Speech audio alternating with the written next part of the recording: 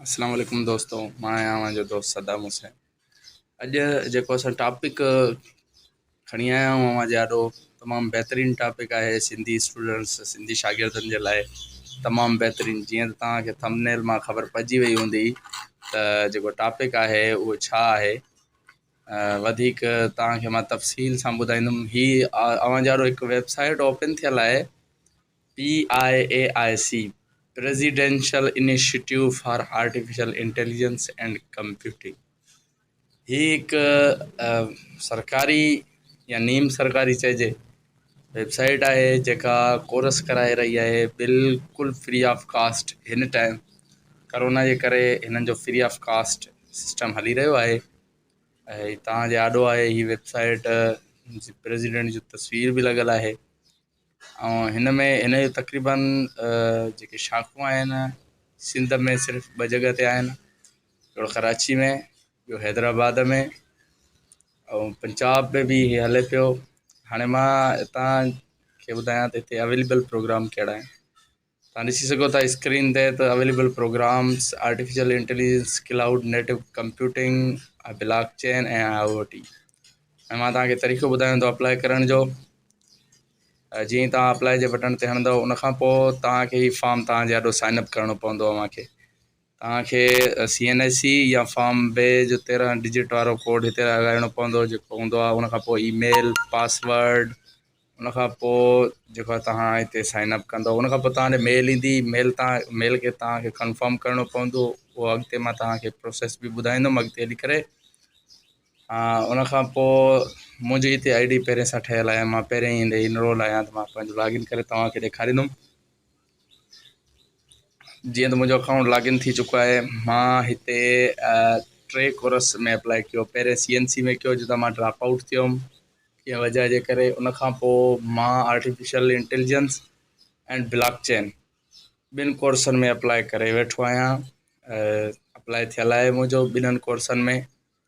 तव्हां ॾिसी सघो था ओपन पोर्टल ओपन करे मां वीडियो ॾिसी सघां थो। इहो तव्हांखे अॻिते हली करे मां प्रोसेस ॿुधाईंदुमि त वीडियोस कीअं ॾिसणियूं आहिनि। पहिरें तव्हां अप्लाई कयो जेतिरा बि सिंधी आहियो। 31 तारीख़ हिन जी आख़िरी आहे। मूं वटि हे शो नथो थिए इन जे करे जो मां हिननि पहिरें ई हिननि 2 कोर्सनि में जेको दाख़िला वठी चुको आहियां। तव्हां वटि इहा शो थींदी, अप्लाई जे बटन ईंदो तव्हां वटि। तव्हांखे जेको आहे सो अप्लाई जी साइड में हिकिड़ो ऑनलाइन जो नंढिड़ो टिपको नज़र अची रहियो आहे। छो जो हे जेके कोर्स आहिनि हिन महिल ऑनलाइन आहिनि, करोना वायरस जे करे पहिरें ऑन साइट बि हुया। तव्हांखे ईअं करिणो आहे त पहिरें मां तव्हांखे ॾेखारियां थो। तव्हांजी नॉलेज जे लाइ मां सिर्फ़ु IoT इंटरनेट ऑफ थिंग्स में अप्लाई करे तव्हांखे ॾेखारियां थो त हिन जो प्रोसेस कीअं आहे ऐं छा आहे। जीअं तव्हां दोस्तनि खे बिल्कुलु अंदाज़ो थी वञे हिन ॻाल्हि जो त असांखे छा करिणो आहे। हिन खे तव्हां ऑनलाइन वारे टिपके खे तव्हांखे क्लिक करिणो आहे। छो जो हुते ऑनलाइन क्लासिस ई हलनि था। तव्हांखे वीडियोज़ वग़ैरह या बुक जेतिरा बि आहिनि उहे हिननि जे पोर्टल ते तव्हांखे अवेलेबल थी मिली वेंदा। बुकनि जो को मसइलो ई न आहे, तव्हांखे मिली वेंदा। अगरि न मिलिया त पोइ मां तव्हांखे लिंक ॾींदुमि, उतां बि तव्हांखे बुक मिली वेंदा। ऐं कमेंट्स में ज़रूरु ॿुधाइजो त कंहिं दोस्त खे हिन में दाख़िला मिली आहे ऐं कंहिं दोस्त हिननि में दाख़िला वरिती आहे। मां अप्लाई कयो था। अप्लाई करण खां पोइ या तव्हांखे येस करिणो आहे। हिते all courses and exam will be online, सभु ऑनलाइन थींदा जेसिताईं करोना आहे। उनखां पोइ तव्हांखे ऑन साइट अचिणो पवंदो पेपर जे लाइ मंथली। हिन में क्वार्टर सिस्टम आहे, 4 क्वार्टर आहिनि, first quarter, second, third and fourth quarter. मां तव्हांजे ॾाढो अप्लाई करे तव्हांखे इन जे करे ॾेखारियां थो तव्हांखे जेको आहे सो सही तरीक़े सां ॼाण मिली सघे त हिन कीअं अप्लाई करिणो आहे। मां अप्लाई कयो। U have successfully applied in IoT। मां IoT में अप्लाई करे छॾियो आहे। हाणे मूं ॾे मेल ईंदी। जॾहिं मेल ईंदी त मां तव्हांखे वरी जेको आहे सो ॾेखारींदुमि अॻिते जो प्रोसेस। बाक़ी अॻिते तव्हांखे मां ॾेखारियां थो त हिन में छा करिणो आहे। हे वेबसाइट तमामु बहितरीनु आहे। हिते कोर्स जेके हलनि था पिया, दुनिया जो टॉप कोर्स आहे आर्टिफिशियल इंटेलिजेंस, जेको रोबोटिक्स में बि कमु अचे थो ऐं बाक़ी काफ़ी चीज़नि में बि कमु अचे थो। आर्टिफिशियल इंटेलिजेंस दुनिया जो टॉप कोर्स आहे बिल्कुलु। ऐं उनखां पोइ आहे ब्लॉकचेन बि 4th इंडस्ट्रियल रिवोल्यूशन जेको आहे उन में तमामु बहितरीनु किरदारु अदा कंदी।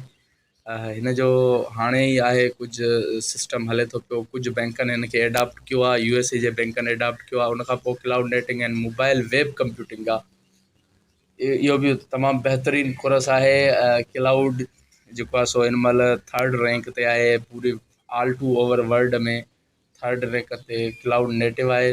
उनखां पोइ इंटरनेट ऑफ थिंग्स, जेतिरियूं बि ऑनलाइन इन स्टोर्स आहिनि जिते तव्हां ख़रीदारी कंदा ऑनलाइन, उन्हनि में IoT यूज़ थियल हूंदो आहे। IoT internet of things, internet जूं शयूं खे चइबो आहे। मां जंहिंमें अप्लाई करे तव्हांखे ॾेखारियो आहे। वधीक अॻिते हली हिन जे बारे में बिल्कुलु तफ़सील सां पढ़ंदासीं। जॾहिं तव्हांखे मेल ईंदी, उनखां पोइ तव्हांखे वाउचर क्रिएट करिणो पवंदो। वाउचर क्रिएट करण खां पोइ तव्हांखे 48 कलाकनि जे अंदरि जेको आहे तव्हांजो पोर्टल तव्हांखे मिली वेंदो। तव्हां जेको साइनअप कयो हो उन टाइम जेको कोड ऐं ईमेल यूज़ कई, उनखे संभाले रखिजो, यादि करे रखिजो। उहो ई अव्हांखे लॉगिन पोर्टल में लॉगिन करण वक़्तु कमु ईंदो। बहितरीनु कोर्स आहिनि दुनिया जा। असां चाहियूं था जेतिरा बि सिंधी भाइर आहिनि, भेनरूं आहिनि, सभु हिन में अप्लाई कयो। हीअ दुनिया जा टॉप कोर्स आहिनि जेके बिल्कुलु फ्री में, फ्री ऑफ कॉस्ट मिली रहिया आहिनि। लखें रुपया ख़र्च करण जे बावजूदि बि असां अहिड़ा कोर्स नथा करे सघूं जेके असांखे फ्री में मिली रहिया आहिनि। हीअ तव्हांजे ॾाढो हिकु ॿियो कोर्स आहे। हीअ हुकूमत गवर्नमेंट ऑफ पाकिस्तान जे तरफ़ां आहे, national cyber training programme. Admission are open now. हिन जी एडमिशन 10 जून ताईं आहे। टोटल 25,000 सीटूं आहिनि बैच 1 जूं। हिन जा बैच ॿिया बि ईंदा। पाकिस्तान ऐं ॿाहिरि मुल्क जे पाकिस्ताननि जे लाइ बि हीअ कोर्स अवेलेबल आहे, छो त हीअ ऑनलाइन कोर्स आहे। हिन जा जेतिरा बि पेपर्स वग़ैरह थींदा ऑनलाइन ई थींदा। मां हिन जो प्रोसेस बि अव्हांखे ॿुधायां थो त हिन में छा करिणो आहे। हीअ गवर्नर ऑफ पंजाब ऐं एडवाइज़र टू CM माना इहे उन्हनि जे तरफ़ां ई आहे, मगर हिन में ऑल टू ऑल पाकिस्तानी जेतिरा बि आहिनि, सिंध, पंजाब, बलोचिस्तान, खैबर पख्तूनख्वा जा दोस्त बि अप्लाई करे सघनि था। तव्हांखे हिन वेबसाइट ते अचिणो आहे। उनखां पोइ तव्हांखे अप्लाई नाउ क्लिक करिणो आहे। जीअं ई तव्हां अप्लाई नाउ ते क्लिक कंदो, तव्हां हिन पेज ते अची वेंदो। तव्हांखे हेठि वञिणो आहे। हेठि वञिणो आहे, उनखां पोइ हेठि ॾिसो तव्हांखे डिसएग्री ऐं एग्री जो बटन नज़र अची रहियो आहे। तव्हांखे एग्री करिणो आहे ऐं अप्लाई नाउ करिणो आहे। उनखां पोइ हिते तव्हांखे पंहिंजो फुल नालो जेको तव्हांजे NIC कार्ड ते आहे उहो लिखिणो आहे। उनखां पोइ NIC नंबर या बेफार्म नंबर, 17 साल जा जेके छोकिरा आहिनि उन्हनि जा बेफार्म हूंदा आहिनि, उनजो नंबर हिते ऐड करिणो आहे। उनखां पोइ ईमेल तव्हांखे प्रोवाइड करणी आहे हिते, जेका तव्हांजी रेगुलर यूज़ में हुजे। उनखां पोइ तव्हांखे मोबाइल नंबर ॾियणो आहे पंहिंजो, जेको तव्हांजो एक्टिव हुजे। उनखां पोइ तव्हां date of birth, drop down menu में वञी करे जेको आहे सो तव्हां डेट ऑफ बर्थ हितां चूज़ करे सघो था, साल, महीना ऐं उनखां पोइ डेट यूज़ करे तव्हां सिर्फ़ु ओके करिणो आहे। पोइ तव्हांजी डेट वग़ैरह हिते अची वेंदी। उनखां पोइ तव्हांखे जेंडर चूज़ करिणो आहे, अगरि मेल आहियो त मेल, अगरि फीमेल आहियो त फीमेल। उनखां पोइ तव्हांखे हिते फस्ट कोर्स जो ऑप्शन नज़र अची रहियो आहे। तव्हां फस्ट कोर्स में कुझु बि रखे सघो था पंहिंजी मर्ज़ी मुताबिक़। जेको आहे सो तव्हांखे बिल्कुलु ज़ीरो तां बि स्टार्ट करिणो आहे त भई तव्हां को बि तव्हां हितां जेको आहे सो कोर्स सिलेक्ट करे सघो था। फस्ट प्रायोरिटी में तव्हांजी चेक कई वेंदी दाख़िला उन कोर्स जे लाइ। सेकंड प्रायोरिटी में तव्हांखे चोज़ यूअर कोर्स, हेठि सेकंड कोर्स नज़र अची रहियो आहे। सेकंड कोर्स ऑप्शनल आहे, अगरि को दोस्त हिन में न करणु चाहे त पोइ हुनजी मर्ज़ी आहे, मगर इहे करे छॾियो। छो जो अगरि हिकिड़े में सीटूं अवेलेबल न आहिनि त ॿिए कोर्स में अव्हांखे ज़रूरु का न का सीट मिली ज़रूरु वेंदी। उनखां पोइ अचे थो have you any programme background.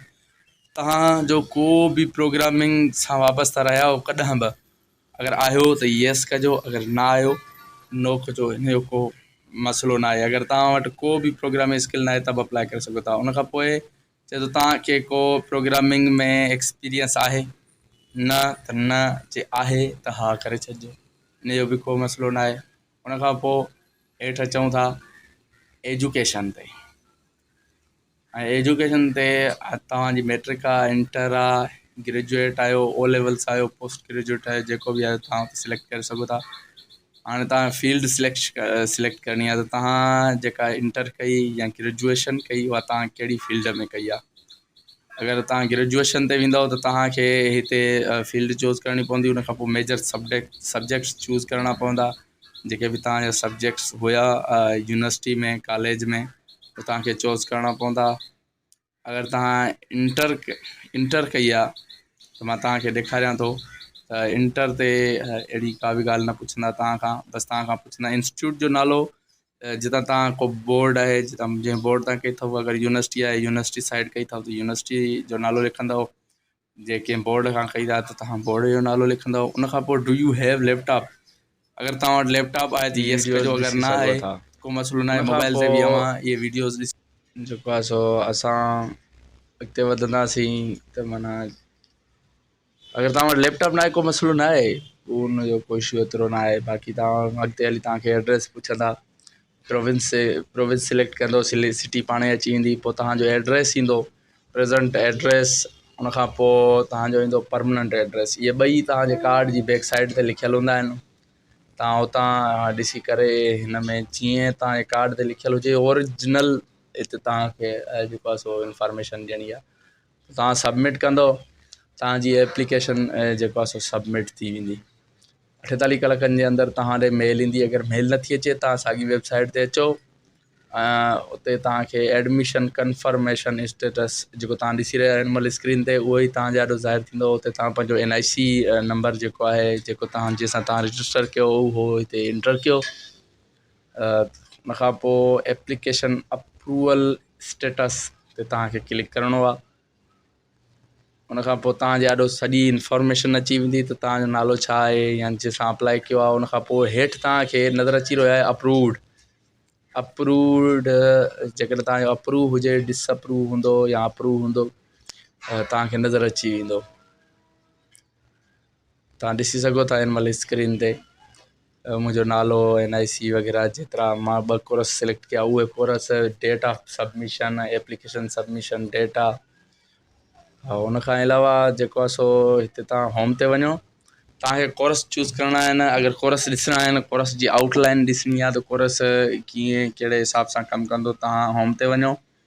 Home खां थोरो हेठि वेंदव, तव्हांखे 5 कोर्स हिते अवेलेबल नज़र ईंदा। Pen test cyber programme, digital forensic cyber programme, secure coding cyber programme, network defence और cyber operations, software engineering in 1 year. सभु कोर्स 1 साल जा आहिनि। सभिनीनि जा पेपर ऑनलाइन आहिनि। फीस सिर्फ़ु मंथली 450 रुपया आहे, का वॾी फीस कान्हे का। उनखां पोइ जेके तव्हांजा पेपर थींदा सभु ऑनलाइन थींदा।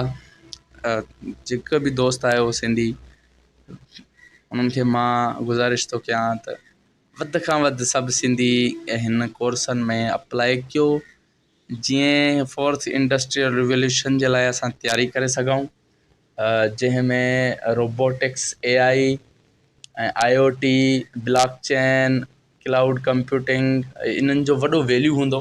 तव्हां इहे बिल्कुलु फ्री कोर्स आहिनि, तव्हां हिननि में अप्लाई कयो। इनशाला तव्हांजे लाइ अॻिते हली करे ॿिया बि मां फ्री कोर्स खणी ईंदुमि। अगरि का ग़लती थी हुजे त कमेंट में ज़रूरु ॿुधाईंदा। अगरि का ॻाल्हि सम्झ में न आए त कमेंट में